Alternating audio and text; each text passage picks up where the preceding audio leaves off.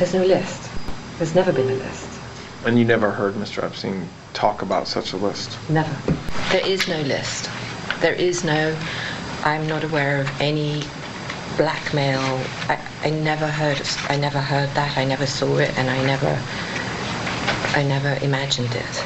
President Trump was always very cordial and very kind to me, and I just want to say that I admire his extraordinary achievement in becoming the president now. I actually never saw the president in any type of massage setting.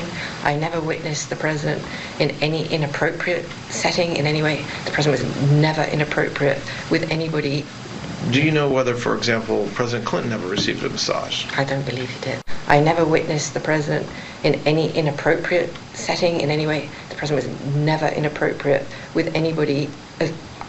In the times that I was with him, he was a gentleman in all respects. You're not aware of President Clinton ever going to the island? He absolutely never went, and I can be sure of that, because there's no way he would have gone.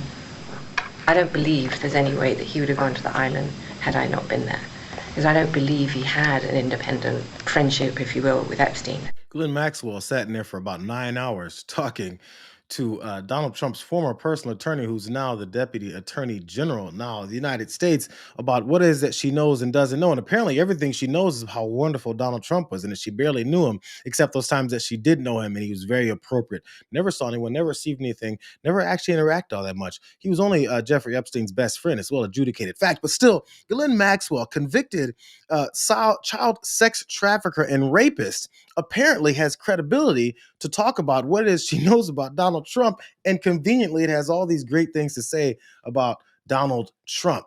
And you know, in case you guys still wonder about her credibility, there's this guy. He's no longer with us. His name was Jeffrey Epstein. Maybe you've heard of him. They said he killed himself and that he was a child sex trafficker. But for some reason, this person that has all this credibility also said this about Jeffrey Epstein, convicted child sex trafficker who apparently killed himself in jail. The 63-year-old also claims she never connected Epstein with underage girls, despite her 2021 conviction. I did introduce him to women. I did, but not underage women. Epstein victim Annie Farmer, who testified against Maxwell, says otherwise. She didn't just procure girls and women for Epstein, but she herself participated in their abuse. Jeffrey Epstein wasn't introduced to underage girls, but he was convicted and eventually died in prison due to those convictions and all the discoveries about his child sex trafficking ring, along with that person who just said it never happened. What the fuck is he dead for then? What are you convicted for? You guys just were some swingers and hung out with adult women who were completely involved and wanted to be in this whole thing? But next up, it's weird.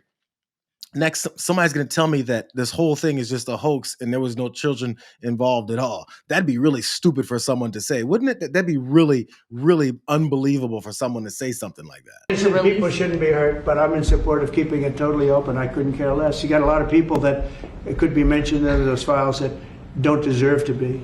People, because he knew everybody in Palm Beach. I don't know anything about that, but I have said to Pam and everybody else, give them everything you can give them, because it's a Democrat hoax. It's just a hoax. The whole Epstein thing is a Democrat hoax. So we had the greatest 6 months, 7 months in the history of the presidency, and the Democrats don't know what to do, so they keep bringing up that stuff. But it affected them. Bill Clinton was on his plane and went to the island supposedly 28 times. I don't want to bring that up, frankly. You have Larry, whatever his name is, Summers, the head of Harvard, who was Jeffrey Epstein's best friend. Nobody ever talks about that. I mean, but I don't want to hurt Larry Summers, but he was best friends with Jeffrey Epstein. No, this is a Democratic hoax to try and get the significance of what we've done over the past 7 months. Nobody's ever seen anything like it. They say it's #1 in history. That haggardly tired old man, where it looks like his skin is slowly falling off of his bones, is the one that's talking about how this was a hoax. I guess there was no such thing as child sex trafficking. I guess there was no reason for him to then declare that he thought Jeffrey Epstein was a creep, and he distanced himself from him at some point after they were really good friends. And as he's on video saying he's into underage women, he's into some women on the young side. how does all that exist if all of it is a hoax? It's almost like he thinks everyone is as dumb as he is. But again, more of the lies. He brings up Bill Clinton must have been on that island 28 times. It's weird though. It's weird. That one woman that sat into that interview for 9 hours to try and exonerate you by saying you never did anything, she also said Bill Clinton never did anything too. So somebody's lying. Is it your star witness who's also child sex trafficker? Is it Ghislaine Maxwell that's lying? Because she said Bill Clinton never did anything. And you said he did, but you don't want to keep bringing that up because you don't want to destroy people's lives. Which one of you is lying? It doesn't matter to people like Marjorie Taylor Greene, because Marjorie Taylor Greene is a water carrier for this administration and this dictatorial president. So then she tweeted this. Ghislaine Maxwell says President Trump was never inappropriate with anyone and was a perfect gentleman in all respects. This is Marjorie Taylor Greene. She says, I'll say it again. The Democrats tried to put President Trump in jail for the rest of his life, destroy his business and take his wealth, and multiple assassins tried to kill him. If there had ever been any evidence against Donald Trump in any of the Epstein case files, the Democrats would have used it against him a long time ago. And lastly, President Trump has been vindicated once again. Marjorie Taylor Greene thinks that Ghislaine Maxwell is a credible witness that vindicated Donald Trump. So everything else that she says, whether it be about overseas conflicts, domestic issues, she's bullshit you. She doesn't believe in anything that she says. She just says stuff for political expediency. And if you prop her up, you're a sucker. And you're propping up someone who's going to continue to prop up this dictatorial president, who will also prop up white supremacy, who will also prop up sending military and troops into the streets, who will also prop up putting up people in gulags, who will also prop up murdering American citizens and murdering innocent folks who are here in undocumented statuses as well. That's what Marjorie Taylor Greene stands for, because no matter how much she says that seems like it makes any kind of sense, she'll always go back to carrying his saggy ass in both of her hands as long as possible so she can gain as much power and influence as possible. That's Marjorie Taylor Greene. She's almost close. It's a close race. I mean, it's head to head. We'll see how it finishes. She's almost as dumb as Tim Burchett of Tennessee. I was the one that urged the chairman in the committee to move forward the subpoena Ghislaine Maxwell.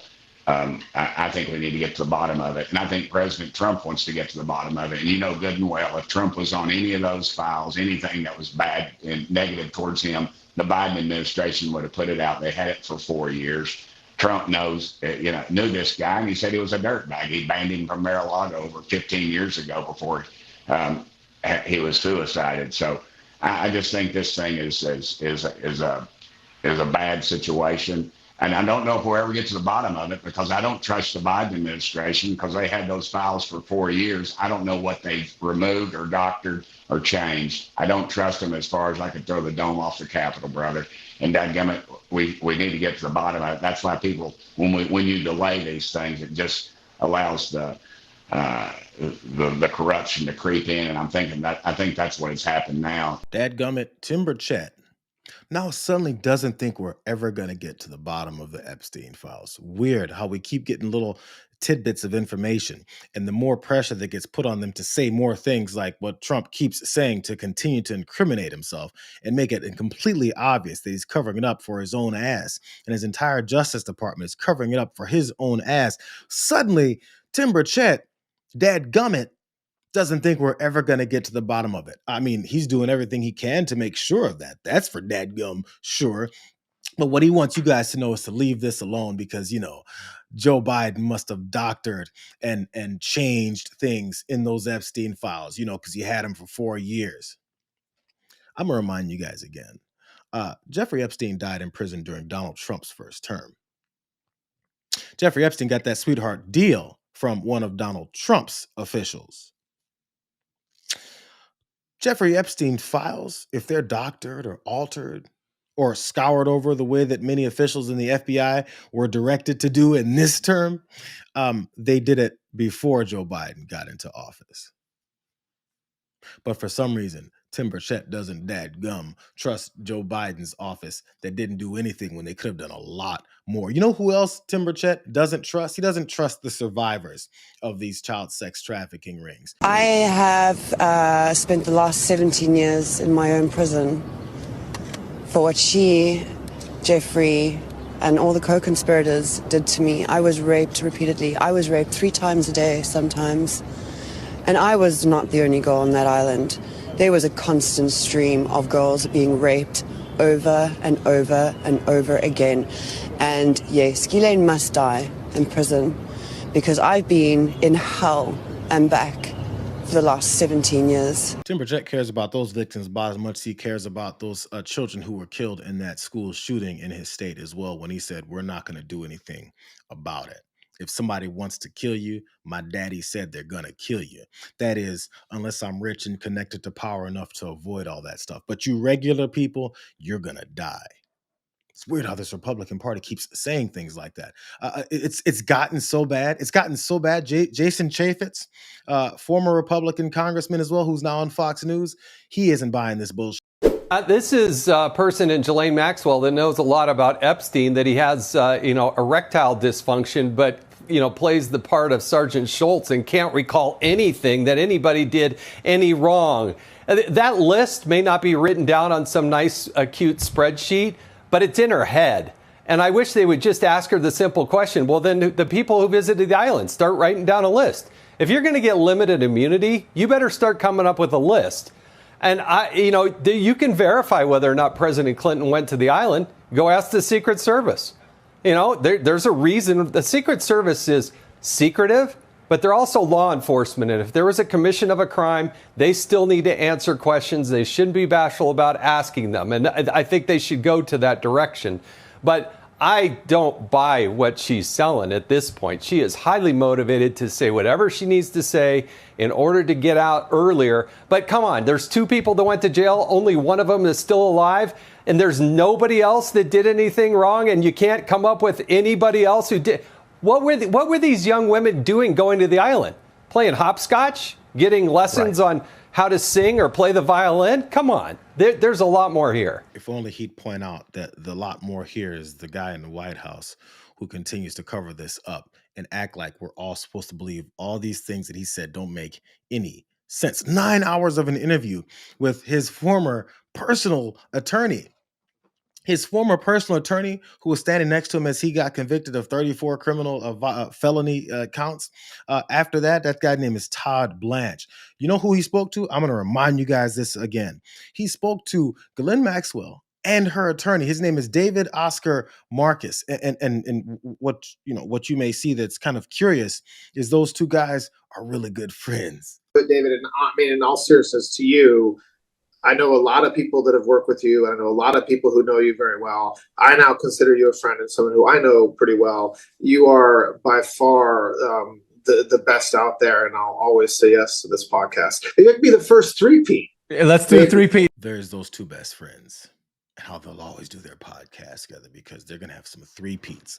I guess the third part was when they all hung out together and asked Ghislaine Maxwell a bunch of questions, and she answered them the way that they wanted her to, so that she could potentially, first off, get put to the minimum security camp that she's in from the maximum security one she's in, because she's a convicted child sex trafficker. But then after that, then have the president start floating potential pardons for her if she says all the right things. I want to show you guys some more reality. Over on Aaron Burnett's show on CNN, there was something about this whole long 9 hours worth of tape, which most people don't get a chance to listen to.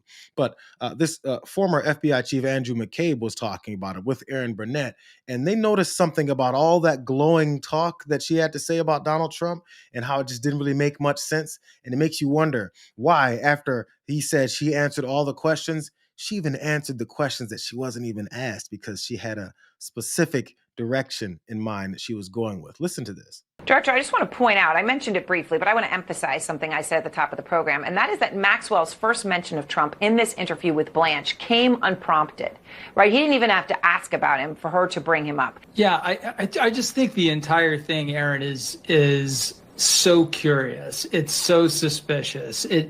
When you listen to the tapes, you get the sense that Ghislaine Maxwell went into that room knowing what information she had to deliver to get their attention and to get their approval and to get some sort of benefit that she is pursuing from the administration. And the administration, in the form of Todd Blanche, went into that room knowing what information he needed, which was what she was going to say about Donald Trump's involvement or non-involvement. And both sides delivered to each other's satisfaction. Ghislaine Maxwell, unprompted, spoke glowingly of the president, referred to him only in the most respectful term, which, is obviously the way that he prefers to be treated. And we know that at the conclusion of this totally unconventional interview, an interview with someone who is purporting to try to become a government cooperator and has the opportunity to be interviewed by the deputy attorney general. That's something that never, ever happens. There are no actual line agents or investigators in the room to serve as witnesses or to document the interview in the normal way. It's recorded and then immediately released to the public, which is not something you would ever do with the testimony of somebody who you were considering turning into a cooperator. Nothing about this process was conventional or normal. I've said it a million times. He's not even good at being a con man fascist. He's not even good at it. It's obvious. He's doing it right in front of you. If you got some petty street criminals that are brought in and talking about some robbery that went wrong, and then the one guy, they ask him, so where were you at on Thursday? And he goes, I don't know, man, but Jimmy wasn't there. That's what she did.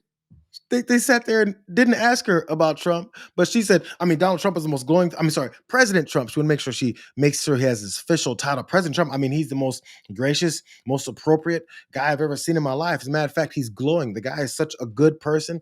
I'm actually really impressed that he became president again. It's amazing. The guy is wonderful. All I know is that he's wonderful. President Trump is wonderful. He definitely wasn't on the island. Oh my God. All those girls none of the girls that he was around, never at any point, they were all just 18 years old, and they were excited about the things that he forced them to do. They don't care that we don't believe it.